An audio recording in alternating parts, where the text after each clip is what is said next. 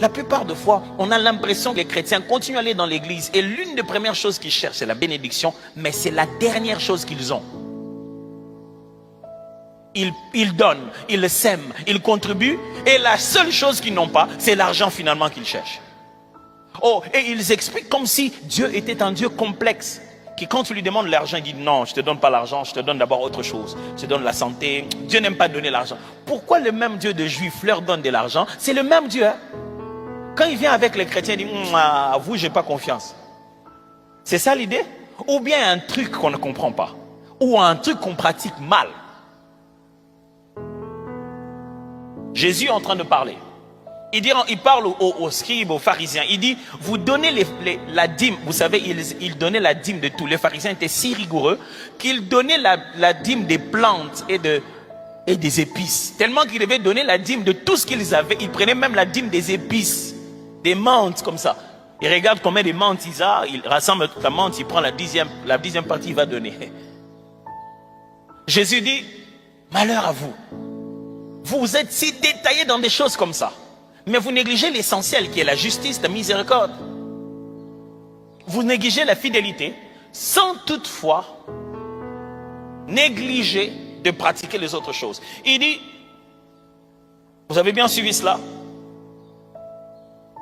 Et vous laissez ce qui est plus important dans la loi, la justice, la miséricorde et la fidélité. C'est là ce qu'il fallait pratiquer, sans négliger les autres choses. Jésus n'a jamais aboli la dîme pour les Juifs. Toujours en train de me suivre? Jésus n'est jamais venu pour leur dire, les histoires de dîme là, c'était que les êtres humains, arrêtez ça. Non, non, non. Jésus leur a dit, vous faites bien de donner la dîme. Il parle aux Israélites, aux Juifs. N'oubliez pas, quand vous lisez Jésus, Jésus se trouve dans un endroit intertestamentaire. Il crée les ponts entre l'ancien et le nouveau. Et il est en train de parler aux Juifs et leur dit, vous ne devez pas négliger de donner la dîme. Mais l'essentiel en réalité, ce n'est même pas la dîme, c'est la justice, la miséricorde et la fidélité. Jésus n'a pas empêché aux Israélites de continuer à donner la dîme. Il ne leur a pas interdit. Ok. Pourquoi on donne la dîme? Je vais vous donner 5 raisons principales de payer la dîme, qu'on payait la dîme dans la Bible. Premièrement, la dîme était un acte de foi. C'est-à-dire, on prenait une partie de ce que l'on pensait utiliser nous-mêmes. On était conscient que si on le remettait à Dieu, il prendrait soin de nous dans le reste. Il vous faut de la foi, de considérer que pendant que vous n'en avez pas comme vous aurez voulu en avoir, malgré ça, il faut donner à Dieu sa part. Deuxièmement, la dîme était un acte d'obéissance à Dieu qui a formellement demandé de ne pas la négliger. Quand on donnait la dîme dans la Bible, c'était pour obéir à Dieu, qui lui-même a insisté de ne pas négliger. Et je viens de vous montrer un texte de Jésus qui a insisté sur la même chose pour le juif. Troisièmement, la dîme était le salaire de l'ouvrier. On donnait la dîme parce que c'est de là que l'on puisait le moyen de donner de quoi manger, de quoi vivre pour les gens qui servaient dans le temple. Les Lévites, que ce soit les descendants d'Aaron aussi, donc les sacrificateurs, les Lévites. Quatrièmement, la dîme était une source de bénédiction. Dieu prononce clairement le fait que lorsque le peuple respecte ce qu'il a dit, il va le bénir par rapport à ça. Et cinquièmement, la dîme était un droit pour le ministre de Dieu. Ce n'était pas seulement quelque chose que l'on donnait, mais ça devenait un droit. C'est-à-dire, au bout d'un moment, si on ne le donne pas, ils étaient en position de le réclamer. Et lorsqu'ils ne l'avaient pas donné, Dieu se fâchait. Il parlait même d'avoir été trompé. Ce n'était pas une faveur que l'on faisait au ministre de Dieu, c'était un droit qu'ils avaient vis-à-vis du peuple de Dieu. Je vais y arriver. Calmez-vous, calmez-vous. Je regarde dans vos têtes, vous dites, mais pourquoi? Ils viennent de dire que la dîme, on n'est pas censé la donner. Allons-y d'abord dans la Bible, n'est-ce pas? Je ne peux pas vous enseigner autre chose qui n'est pas dans la Bible par le souci de pouvoir m'enrichir les poches. Non. J'aurais pu me lever ici et constamment insister, vous dire, donnez la dîme, mes amis, donnez surtout à moi, moi qui vous parle. Mais ça doit être vrai, mes frères, ça doit être écrit. Donner n'est pas une loi de Moïse, mais un principe de Dieu. Ce n'est pas Moïse qui a inventé donner à Dieu. Et que maintenant, quand la loi de Moïse, on appelle ça la loi de Moïse parce que c'est la loi de Dieu donnée à l'époque de Moïse. Ce n'est pas une loi inventée par Moïse. Ce qui signifie que le principe de donner subsiste même quand la loi de Moïse n'a plus son effet sur le peuple de Dieu. Est-ce que quelqu'un m'entend très bien? Donner n'est pas une loi de Moïse. Donner est un principe de Dieu que Dieu lui-même aussi exécute. Dieu lui-même donne son Fils unique. Dieu lui-même donne des bénédictions à ceux qui le cherchent. Dieu aime que l'on donne. C'est une réalité dans toute relation. Dans la relation, chacun donne et l'autre reçoit. Donner n'a pas existé avec Moïse et ne disparaîtra pas avec Moïse. Généralement, quand on entend le discours de ne pas donner la dîme, ça vient avec non pas le souci de libérer les gens du mécanisme de la loi, et surtout des oppressions que les pasteurs font, mais ça vient avec l'idée de arrêter de donner un point c'est tout. Non, non, non, quand quelqu'un te dit ça, il t'a pas bien enseigné la Bible. La Bible dit que dans le Nouveau Testament, tu devrais faire part de tous tes biens. Et là, ça devient vague. Et beaucoup de gens, dans l'histoire de l'Église, en ont abusé. Quand tu parles de tous tes biens, c'est-à-dire quoi, j'entends comme ça, ok, ça c'était bien, ok, je prends ça c'était bien. Oui, Et quand vous regardez certains comportements des pasteurs aujourd'hui, vous vous rendez compte qu'ils ont abusé. Et ce n'est pas eux seulement, depuis les temps de la Bible. Tellement qu'on n'a pas donné des références. On donne combien finalement à ce fameux monsieur qui m'enseigne. Et c'est comme ça que la file est longue. Tout le monde veut enseigner parce que tout le monde veut qu'on puisse faire part de tous ses biens à lui. Vous commencez à comprendre pourquoi on est devenus nombreux. Hein? Pasteur, prophète, docteur, tout cela. Parce qu'ils veulent se baser sur la possibilité que vous donnez et vous avez aussi le droit de donner à eux. Mais Paul est clair, il dit ceci. Chaque fois que le fait que les gens te donnent commence à devenir un frein pour toi de prêcher l'évangile, arrête de recevoir ce qu'ils donnent. Tout en précisant, ce qui te donne, c'est ton droit. Renonce à ton droit chaque fois qu'il est faux, si maintenant l'argent devient un frein de l'évangile que tu communiques. Ça, c'est l'ordre qu'il donne.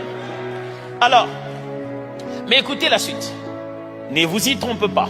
On ne se moque pas de Dieu. Ce qu'un homme aura sémé, il parle directement dans le contexte de donner aux enseignants. Quand on donne aux enseignants, on sème. Celui qui sème pour la chair moissonne de la chair, la corruption, celui qui sème pour l'esprit moissonne de l'esprit, la vie éternelle. Ne nous laissons pas de faire le bien, car nous moissonnerons au temps convenable si nous ne nous relâchons pas. C'est là que se trouve le problème. On lui donne combien? Ou on donne combien? Pas seulement à l'enseignant, mais au système de l'église, à ceux qui font fonctionner l'évangile.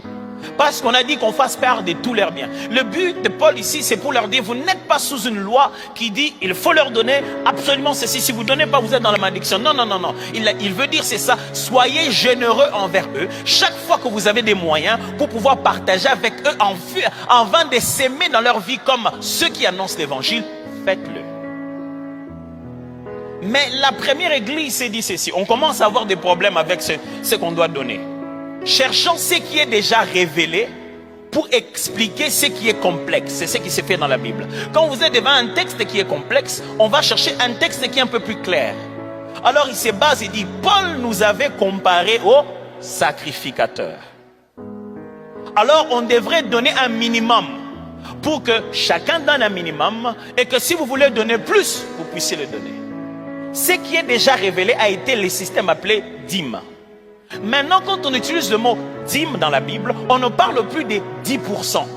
On parle du pourcentage que tu auras décidé de donner régulièrement à l'église pour faire fonctionner l'œuvre de Dieu. Maintenant, Paul insiste. Il dit, sachant cela, comme on a dit, c'est le pourcentage que toi tu décides, il connaît l'être humain. Il dit, je préfère vous prévenir. Celui qui donne 1%, moissonnera 1%. Celui qui donne 2%, moissonnera 2%. Ne pensez pas que parce que nous tous nous donnons, nous moissonnerons de la même manière. Dieu, on ne se moque pas de lui. Quelqu'un ne serait pas en train de donner 10% et moissonner comme toi qui a été chiche à vouloir garder. Tu as dit, d'ailleurs on a dit on peut donner ce qu'on veut, je veux donner 1%. Si tu donnes 1%, tu vivras aussi financièrement à la limite et aux bénédictions et à la moisson de quelqu'un qui donne 1%. Alors, étant donné que les gens sont encore jeunes dans la foi, on leur a donné des repères. On a dit, si dans l'Ancien Testament, dans une ancienne alliance, Hébreu explique ça, dans l'ancienne alliance qui n'était pas parfaite, cela donnait déjà 10%. À combien plus forte raison, nous qui sommes dans une alliance plus parfaite, ne penserons non plus à faire plus? Mais il n'est pas question ici que quelqu'un qui vit avec un salaire de 20 $, soit obligé de donner 10%. Il doit donner le pourcentage qui lui permet d'exprimer sa dépendance à Dieu et de faire participer l'œuvre de l'évangile. Parce que celui qui a 20 000 $, quand il donne un salaire de 2, un pourcentage de 10% qui est 2, ça n'a pas le même poids que celui qui a 200 qui vous donne ses 20. Est-ce que vous comprenez de quoi je parle? C'est toujours 10%, mais dans leur quotidien, ce n'est pas la même chose. Le problème est celui-ci. Celui qui a 200 se dit, alors non, je ne donne pas 10, je préfère donner 5, régulièrement sans problème. Mais il ne devrait pas s'attendre à vivre la moisson de celui qui donne plus. Et il devait avoir la mentalité de se dire, les jours où je n'aurai plus le salaire de 200, j'ai maintenant le salaire de 500. Je change aussi ça. Alors c'est pour cette raison que les gens ont pris l'habitude de se donner une référence minimale de 10% pour ne plus se compliquer à changer à tout moment. De sorte que quand il prend un engagement avec Dieu, il ne puisse pas mentir. Est-ce que vous me suivez très bien ici? Ce qui veut dire, celui qui donne 12%, personne n'a dit que ça doit être un chiffre rond. Celui qui donne 22,4, qui donne 7,9, qui donne 11%, ça n'a pas besoin d'être un chiffre rond, mais tu dois être capable de faire tes calculs. Hein? Parce qu'après, les calculs en pourcentage, va te payer la katana. Pourquoi?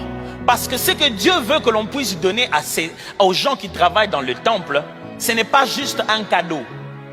Ce n'est pas une offrande. L'offrande, on vient la donner pour contribuer au quotidien de la vie de l'Église. Mais la dîme, on vient la donner pour contribuer à l'ancien qui nous enseigne dans la parole et à toutes ces autres personnes qui nous enseignent dans la parole. Mais ce n'est pas juste une offrande ponctuelle. La Bible établit un système, il y a un besoin régulier. La Bible dit, Dieu aime celui qui donne avec joie. Il dit, ne donnez jamais sous la pression. Donner à l'église ne doit pas devenir un truc pour lequel on nous lance déjà les malédictions. Voici les malédictions qui suivront ceux qui n'ont pas donné leur dîme. Non, c'est totalement logique. Quand tu ne ouvres pas le robinet, les alentours du robinet sera rempli de... Vous savez, nous, les robinets, on a grandi où le robinet est à côté du sable. Un petit coin là. Quand tu n'ouvres pas les robinets, ce coin-là va être mouillé. Ça va être mouillé. Ça va être comment? Sec. Tu sèches automatiquement par désobéissance à ta parole. Par désobéissance à la parole de Dieu. Par non-respect de ton propre engagement. Deuxièmement, tu dois être libre. On ne doit pas t'envoyer un recouvrement de la dîme à la maison. Bonjour ma soeur, oui ça va, nous sommes du ministère social, on est venu collecter les dîmes. Mais ça doit être aussi sacrificiel. Il y a un niveau où quand on donne, mes frères, que ce soit dîme, surtout dîme, offrande, surtout j'insiste, ce qu'on appelle ici dîme, vous avez compris maintenant que je ne parle pas de l'Ancien Testament. Cette offrande régulière que vous donnez, il y a un niveau où vous devez prendre conscience, comme toutes les dîmes de la Bible, que vous êtes en train de faire un sacrifice, vous êtes en train de faire confiance à Dieu. Parce que nous ne donnons pas à Dieu parce qu'on en a trop. Quand on sort quelque chose de notre argent et on donne à Dieu, on avait besoin de cet argent-là. N'est-ce pas? Il y a des fois tu regardes, tu te dis, oh, son appel si dîme, non, ça n'est pas. C'est lui qui donne la dîme ou c'est lui qui prélève la part qu'il donne à l'église et est en train de dire à Dieu, je te fais tellement confiance que même ce que j'ai ici, c'est toi qui m'avais donné. Si j'enlève ça, tu seras capable de compléter toujours. Voilà là où ça devient intéressant. Pendant que toi tu raisonnes 4 fois sur si tu donnes la dîme ou pas, quelqu'un d'autre est en train de prier à Dieu parce que lui il a droit de ta dîme. Et Dieu est sur la terre en train de dire, je t'ai promis de te donner. Et toi là-bas, tu es en train de dire, je ne donne pas aujourd'hui. Il n'envoie pas la manne. Il a prévu que ce que toi tu donneras, il exauce la prière de l'autre. Et il continue à se rendre compte que tu ne donnes pas, tu ne donnes pas, tu ne donnes pas. Tu n'es plus fiable. Tu n'es plus un intendant fiable. Dieu ne donnera plus chez toi parce que ça n'arrivera pas. C'est comme ça qu'on se sèche dans la vie. Tu n'es plus un bon intendant. Et mes amis, lorsque nous donnons ce que nous appelons entre guillemets dîme, ce n'est pas prendre un pourcentage qui sera resté. Le but, c'est de donner en premier d'abord à Dieu. C'est de prélever d'abord la part de Dieu avant toute chose.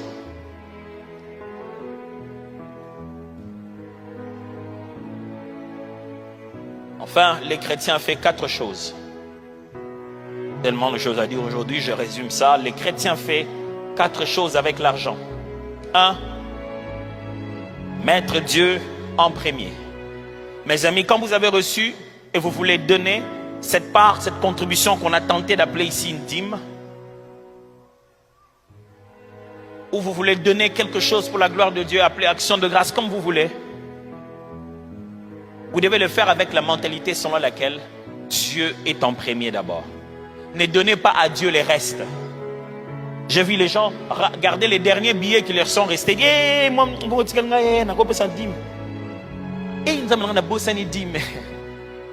Pourquoi Dieu aime ça? Ça veut dire que dans ta tête, il est le premier. Les offrandes, les dîmes sont un test de caractère. Dieu te teste s'il te donne quelque chose. Est-ce que tu vas oublier les donateurs? Si quand Dieu te donne la première personne à qui tu penses, ce n'est pas lui, tu n'as pas réussi à l'épreuve. Ce qu'il attend de toi, c'est que quand tu as quelque chose dans tes mains, la première personne à qui tu penses, celui. Qui vous avait dit que les offrandes, c'était le panier dans lequel vous mettez dans votre présence en culte? Non. Les offrandes, c'est l'engagement que vous prenez à contribuer dans ce système appelé Église. C'est pour cette raison que le jour où vous ne venez pas au culte, vous êtes en ligne, vous restez avec votre offrande. Mais vous dites, je suis en ligne quand même, on va adorer les Seigneurs. Vous adorez en ligne, mais vous ne donnez pas en ligne. Parce que vous avez la mentalité que votre offrande, c'est votre droit de participation. Mon cher, si tu t'es pas bien senti, est-ce que l'argent a disparu? Envoie l'offrande pour résoudre un besoin. Ne te dis pas, mon offrande se promène avec moi. Si moi je ne suis pas venu au culte, l'offrande ne vient pas non plus. Alléluia. Deuxièmement, il s'engage à contribuer régulièrement. Mes amis, voici les défis d'aujourd'hui. J'aimerais vous défier à contribuer régulièrement. Troisièmement, secourir les besoins sociaux dans la communauté. On a de besoins sociaux. On aimerait faire tellement de choses. N'en soyez pas insensibles. Et 4, partager tous ces biens avec l'ancien qui enseigne. Je vous ai bien dit, tout signifiait quoi? Signifie pas tout, c'est bien.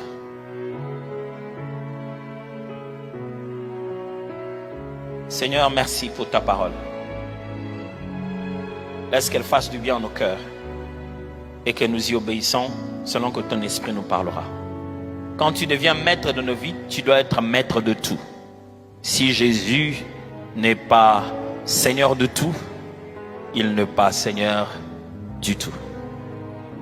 Autant nous nous plions à toi sur des sujets importants de nos vies comme se marier. Seigneur, qu'est-ce que tu veux que je fasse?